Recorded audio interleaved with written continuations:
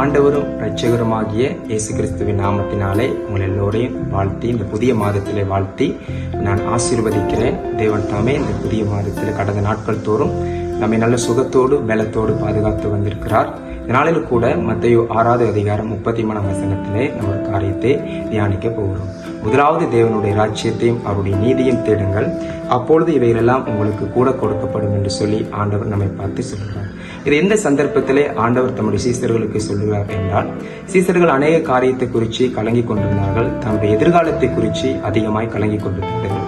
நாம் என்னத்தை உண்போம், என்னத்தை உடுப்போம், என்னத்தை குடிப்போம் என்று சொல்லி கலக்கம் அவங்களுடையதான ஜீவியத்திலே ஒரு பெரிய அழுத்தமாக காணப்பட்டது.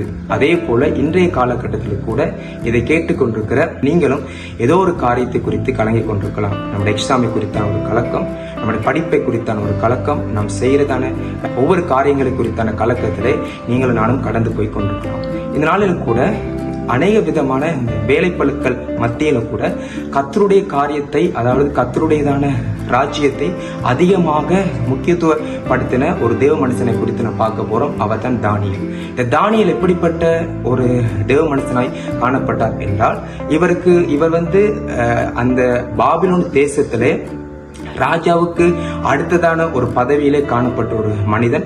இவருடைய காலகட்டத்திலே இவருக்கு அதிகமான பொறுப்புகள் காணப்பட்டது. ஒரு தேசத்தை நிர்வாகம் பண்ண வேண்டும், தேசத்தில் இருக்கிற ஒவ்வொரு காரியங்களையும் சரி செய்ய வேண்டும். அப்படிப்பட்ட ஒரு அதிகமான வேலைப்பளு உள்ள ஒரு தேவ மனிதனாக தானியேல் காணப்பட்டார். ஆனாலும் கூட வேதம் அவரை குறித்து என்ன சொல்லுகிறது என்றால், இந்த தானியேல் என்பவர் அதிகாலையிலே கர்த்தரை தேடுகிறவர். அவர் ஒரு ஜெப வீரன்.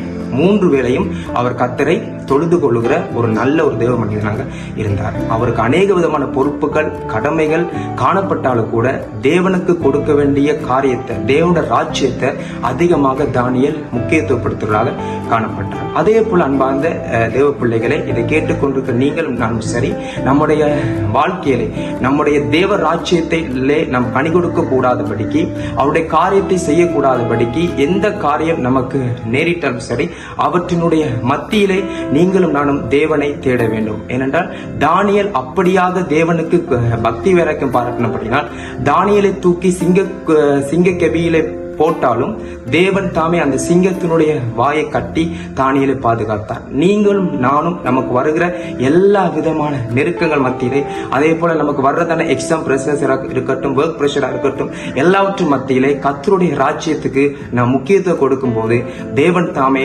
உங்களுக்காகவும் எனக்காகவும் பக்தி வைராக்கியம் பாராட்டி நம்மை ஆசீர்வதித்து அவர் மேன்மையான ஸ்தலங்களுக்கு கொண்டு போக போதுமானவராக இருக்கிறார். இதை கேட்டுக்கொண்டிருக்கிற உங்கள் எல்லோரையும் கர்த்தர் தாமே ஆசீர்வதிப்பாராக. God bless you.